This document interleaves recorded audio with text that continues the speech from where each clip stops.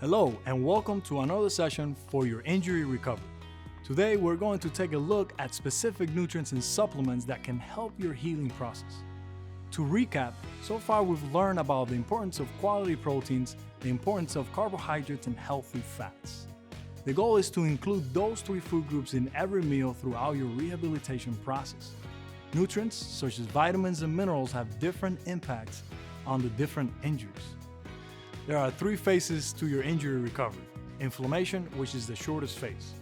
The next phase is proliferation, which is tissue formation as new blood forms a temporary tissue that gets built around the joint. The last phase is remodeling. This is where your body starts putting together strong cartilage and rebuilds the ligaments and collagen. Let's take a look at some of the key vitamins to help with your recovery.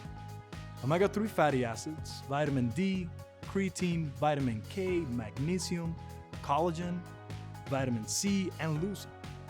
Flavonoids from fruits and vegetables to help control inflammation, and of course, water intake. Your water intake throughout the day will help your body absorb all of these nutrients. The inflammation phase is typically the shortest one, lasting 2 to 4 weeks. This is where you manage inflammation, wound healing, and protein synthesis with your nutrition. Inflammation is a good thing because your body is healing. But if you don't control it, inflammation can hinder your rehabilitation process.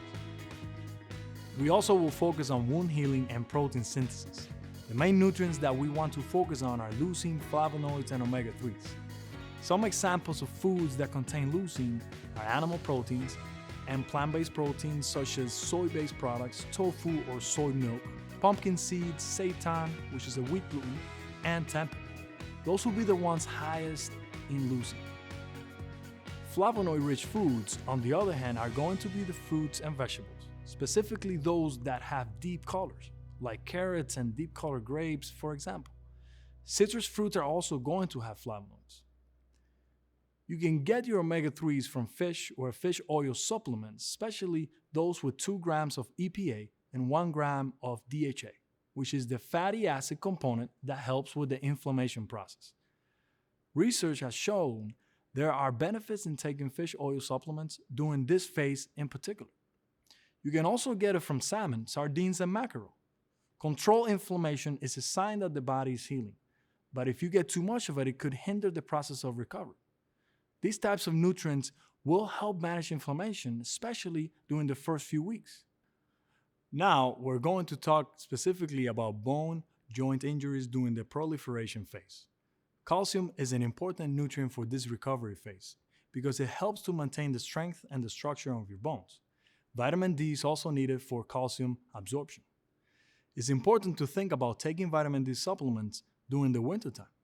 And then in the summer, make sure you get at least 15 minutes of sunlight on a daily basis to get the natural vitamin D. Research has shown that if your level of vitamin D is above 40 in the blood, it helps prevent future stress fractures.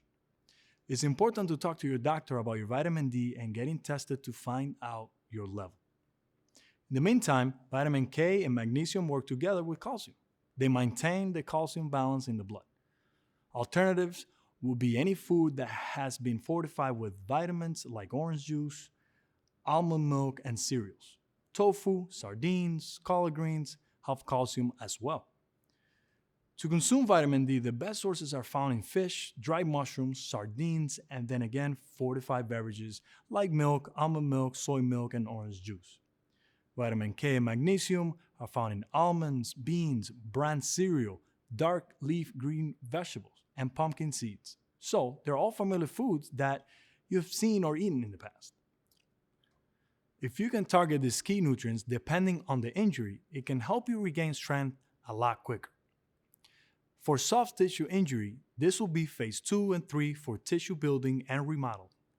So again, it all depends on your injury. Muscle ligaments and tendons can be injured from sudden trauma or from overuse, like running for several months without the best technique. The goal after these types of injury is to build stronger tendons. How do we do that? Well, a lot of research has shown that a combination of collagen, which you can get from a gelatin supplement combined with 50 milligrams of vitamin C, helps with the regeneration and remodeling of ligaments.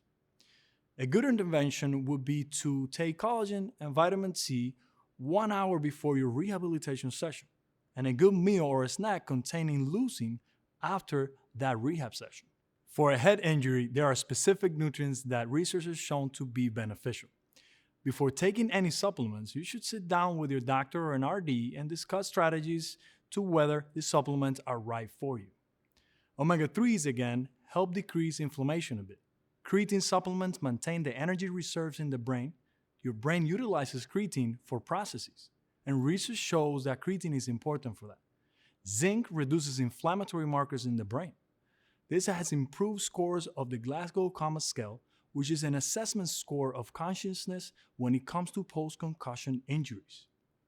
And flavonoids, again, those polyphenols found in these types of foods and all the plant-based, all the fruits, and then spices like cumin have potential to decrease a lot of the swelling that occurs after concussion. It's important to really think about these types of food for head injury. So again, omega-3s in fish, creatine, you can take it synthetically like creatine monohydrate or include foods that have natural creatine, such as animal proteins. But it depends on your doctor's recommendation as well. Zinc is found in oysters, beef, fortified cereals, pork, beans, and yogurt. All those are going to have zinc. You should definitely hit that mark throughout food. And then you need flavonoids like grapes, berries, citrus fruits, apples, green leafy vegetables, including those throughout the day as well.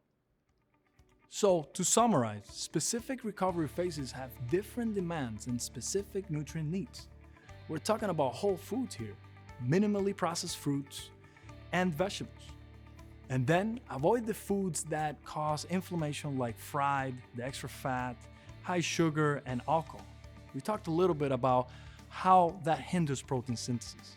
So it's important to cut that out of your diet during this time and maintain accurate intake 2 to 3 hours a day. It's not just one meal a day, it's throughout the day. Breakfast, lunch, dinner, and a few snacks. Thank you once again. I'm Yimi Capo Rodriguez, registered dietitian with UR Medicine Fitness Science. If you have any questions or comments, please contact me. I look forward to taking the next step with you.